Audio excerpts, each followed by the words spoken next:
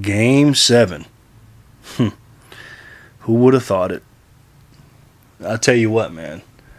The Pacers are definitely showing me something. All right, now I'm going to talk about a few things in this video.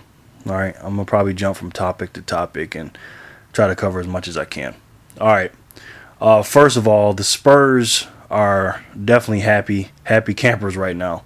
You know, they no matter what, they still get the same rest, but you definitely want your opponents to go the full 7 and you know, be a little tired and beat up before you play them.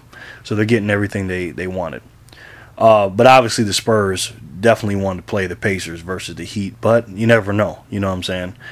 But as far as the Pacers and the Heat goes, Chris Anderson obviously was a big key to this game 6 for them to lose this. I believe if he was there, I actually think they probably would have won that game, to be quite honest with you. But the NBA is strange, man. You know, and I'm not a conspiracy theorist, but I'll tell you this. David Stern's a happy camper right now. And the Pacers and the Heat are a very contrasting style, you know, because, you know, the Pacers basically do it by committee, you know, scoring and play team defense and stuff like that. They really don't have a superstar, although, you know, Paul George has definitely emerged as a great player in this league, and you got Roy Hibbert as basically one of the top 2 or 3 centers. Some people say he's the best center in our league today. And, you know, they're an up-and-coming team, no question. Without their, you know, questionably or arguably their best player, Danny Granger. You know, they do it by committee. And to me, the Heat should be ashamed of themselves, man, for being in a 7-game series with this team. Even though a lot of people think Pacers should have won Game 1 when, you know, LeBron made the layup or whatever. Hey, you can say that all you want, but that's an experienced championship team getting it done in the last few seconds. I really enjoy every single minute of this series. It's really interesting to see it, man, because, like, you know, when you go 7, you know, you're going back and forth. And sometimes the Heat do some strange things, man. And, you know, we all know Chris Bosh and Dwayne Wade are not playing up to par, obviously, because Chris Bosh just has a terrible matchup with Roy Hibbert. And also he's just basically just a perimeter. He's a 6'11", shooting guard, basically. And he shoots threes, and he's, you know, not rebounding too well. And he's, you know, he's just getting beat up in the paint, whether he's guarding West or Roy Hibbert. We all know that.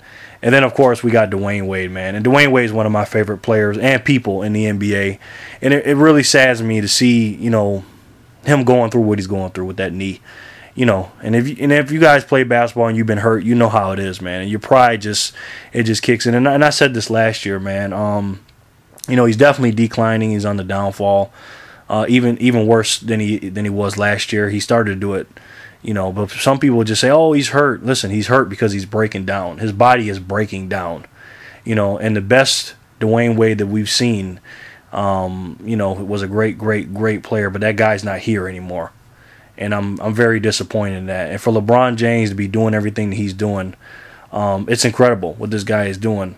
But I'm going to tell you right now, and giving them all that credit, if they lose to the Indiana Pacers, man, this is going to me, definitely mess his legacy up just a bit as far as being the greatest player of all time.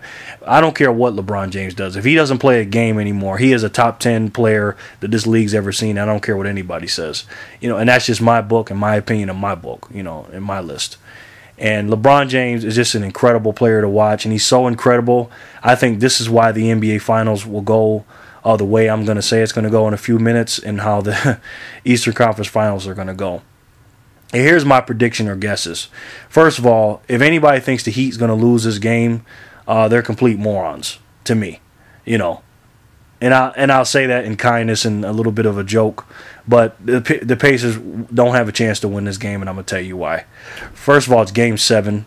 You got to have a lot of experience to play in this type of game. This is not a regular game. It's not a regular playoff game. It's not a regular deep in the playoff game. This is a Game 7 for the marbles. You know, you're going to the NBA Finals or you're going to go home. It's as simple as that. And LeBron James has been there and done that. He did it last year against Boston. You know, he plays, incredible in Game 7s. And along with the conspiracy theory, I just do not see, and I'm sorry, folks, I just do not see David Stern allowing the Pacers to win in Miami for Game 7 and playing against the San Antonio Spurs. Listen, I've talked to, I'd say, about 25 different people about this before I made this video.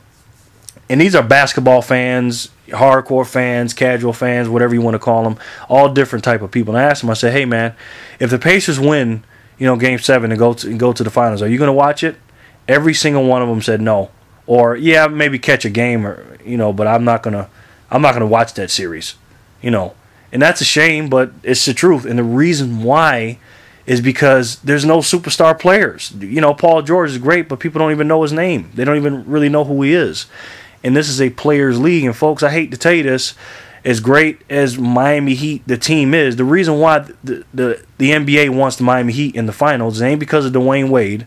It ain't because of Chris Bosh. It ain't because Eric Spoelstra is such a good coach and Pat Riley's a great president or GM or Chris Anderson is a crazy dude to watch. It's because of LeBron James. And don't get that twisted. Okay? Don't ever get that twisted. That's what it is. Okay? Now, with that being said, the NBA, the referees, and LeBron James will not allow the Indiana Pacers to win in Miami. Now, if they do, if they come out and win this, hey, I'll eat my crow and I'll say, hey, I was wrong. But, if I was a gambling man, oh, man, I'd put all my money on the Heat. Me and the half-truth was talking about this before he hung up on me. I called him the other day, and, boy, he cussed me out and hung up on me. I said, dang, he got all mad or whatever. And I sent him a text back. I said, you mad? Because he was mad after Game 5. He couldn't say nothing. Of course, he'll make a video then. Then he'll make a video game. Say, oh, LeBron's not a leader and all. How he does it. He watches videos funny.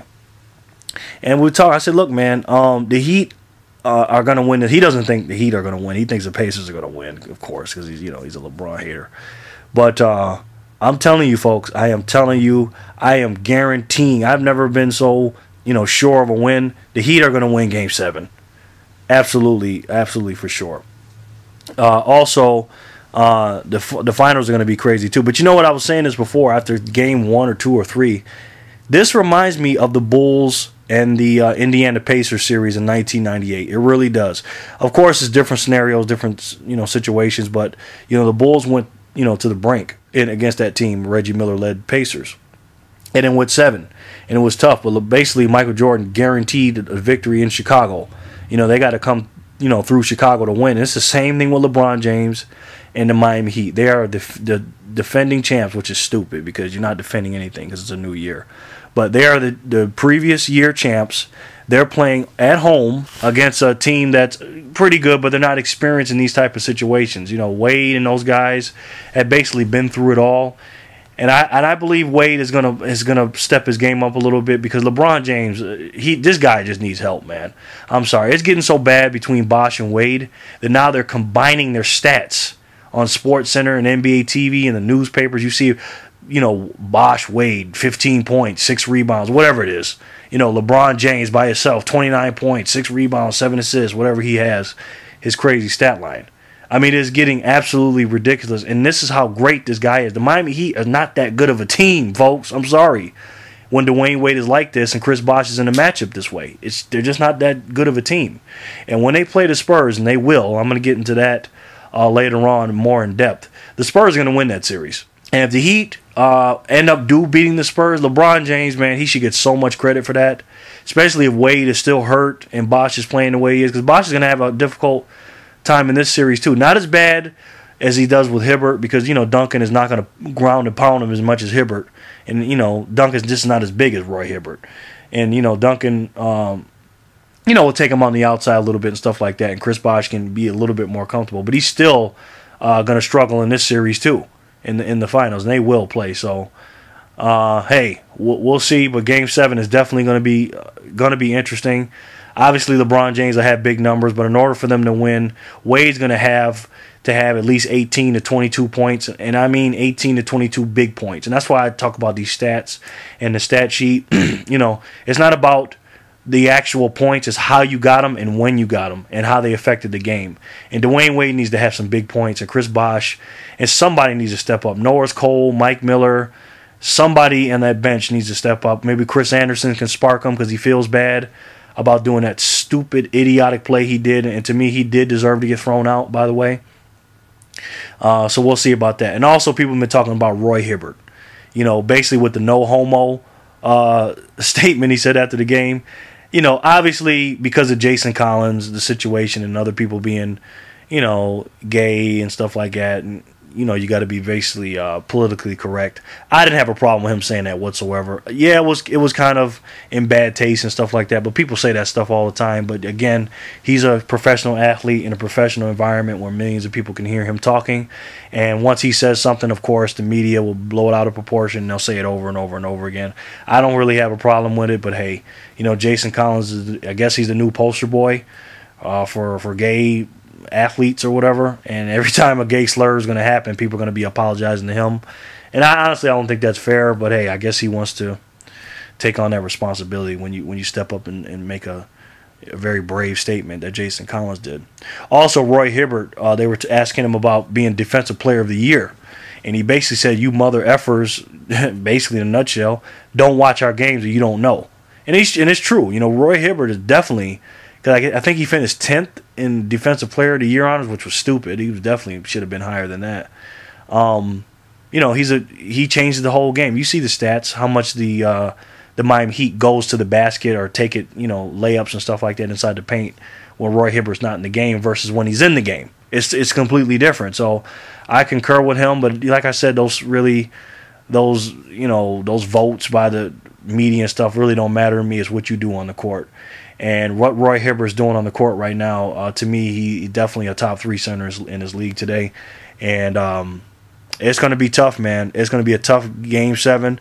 But I am definitely picking the Heat because of their experience down the stretch. And at the end of the day, you know, the Heat have LeBron James and the Indiana Pacers don't. Let's just keep it real, folks. And this guy, like Charles Barkley said, he's a weapon of mass destruction. He really is. All right. If there's anything else you want to talk about, I was going to talk about something else, but I won't. I'll leave that alone. If there's anything else you guys want me to discuss, if there's a video request, let me know. Definitely, like I said, I am definitely going with the Miami Heat. I don't know if they're going to blow them out or not, but I'm definitely going with the Miami Heat. There's no question. I'm 100% guaranteeing that the Heat will win this game. And if I'm wrong, like I said, I will make a video, a crow video, and hey, I'll definitely eat my crow, but I don't think I'll be doing that. I'll be talking about the Heat and the Spurs matchup, and I definitely think the Spurs will win that series. But if not, LeBron James should get some kind of award, a special reward for beating a team that he's not supposed to be beating. But I'll get into that in the next video. So I hope everybody enjoyed their weekend. It's a sunny day out here in Rochester, New York. I think I'm going to go down to the beach or something. We'll see. Game of Thrones is back on this week. I'm going to watch that tonight. Episode 9 will be pretty good. So hey, if there's anything you guys want me to talk about, let me know. Thank you again for listening, and sorry about getting off topic for the NBA videos, the last few. You know, because that topic I can just keep going on and on and on, but hey, you know, oh boy, that's for another time. So all right, I hope everybody had a good weekend. Talk to you guys soon. And like I said, if you got any questions for me or any questions, just leave them in the inbox or the comment, whatever you want to do, and let me know. All right? Thanks.